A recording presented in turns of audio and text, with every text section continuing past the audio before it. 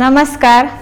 આજના આઈટીઆઈના ઈ-લર્નિંગ પ્રોગ્રામમાં હું ટીડી પરમાર, સુપરવાઇઝર ઇન્સ્ટ્રક્ટર, ઔદ્યોગિક તાલીમ સંસ્થા હિંમતનગર ખાતેથી આપ સૌનું હાર્દિક સ્વાગત કરું છું. આજે હું આઈટીઆઈમાં ચાલતા ઓટોમોબાઈલ ગ્રુપ અંતર્ગત વ્હીલ બેરિંગનું સર્વિસિંગ કરવાના પ્રેક્ટિકલ વિશે આપ સૌને તાલીમસહ માર્ગદર્શન આપીશ.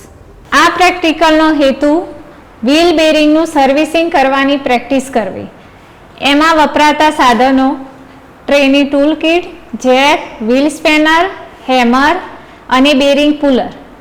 એમાં વપરાતું material cotton waste, grease, oil, cleaning brush વગેરે આઇટમો જરૂરિયાત મુજબ, અને એમાં વપરાતી મશીનરી એલએમવી વ્હીકલ. હવે આપણે પ્રેક્ટિકલ દરમિયાન વ્હીલ બેરિંગનું સર્વિસિંગ કરવાની પ્રેક્ટિસ કરીશું. આ પ્રેક્ટિકલમાં વપરાતા ટૂલ્સમાં ટ્રેની ટૂલ કિટ્સ, એમાં screwdriver, fix spanner, ring spanner, plier, hammer, box spanner set. એમાં વપરાતા મટીરિયલમાં ઓઇલ, ગ્રીસ,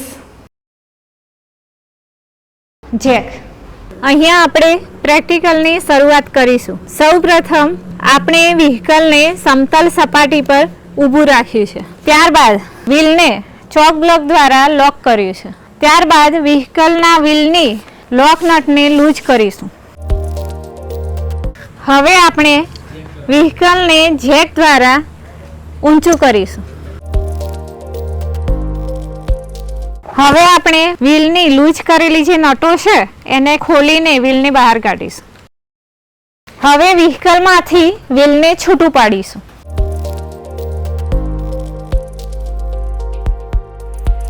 હવે આપણે વ્હીલ હબ અને ડિસ્ક બ્રેકને ફ્રન્ટ એક્સેલ અને ટાયર રોડ પરથી છૂટું પાડીશું.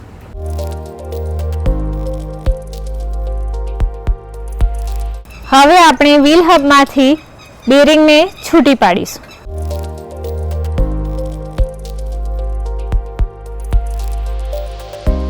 હવે આપણે હબમાંથી ઓઇલ સીલને બહાર કાઢીશું. હવે બેરિંગને આપણે કેરોસીન અથવા ડીઝલની મદદથી બરાબર સાફ કરીશું. ત્યારબાદ તેને કોટન વેસ્ટની મદદથી સાફ કરીશું.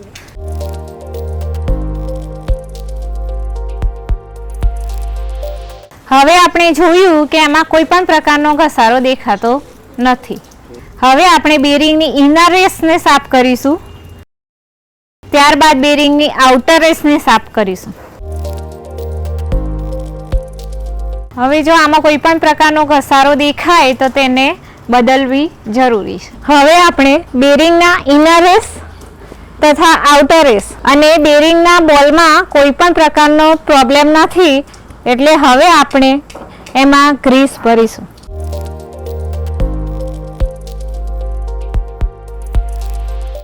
આ પ્રમાણે આપણે બેરિંગનું ગ્રીસિંગ કરીશું.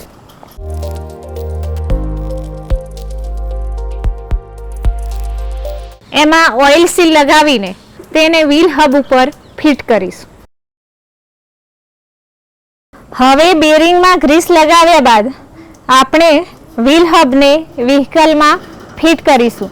ત્યારબાદ વ્હીલને એની ઉપર ફિટ કરીશું. અહીંયા પ્રેક્ટિકલ પૂર્ણ થાય છે. વ્હીકલ ચલાવતી વખતે અમુક વખતે વ્હીલમાં અમુક અનિચ્છનીય અવાજ આવતા હોય છે, એટલે બેરિંગનું સર્વિસિંગ કરાવવું જરૂરી છે.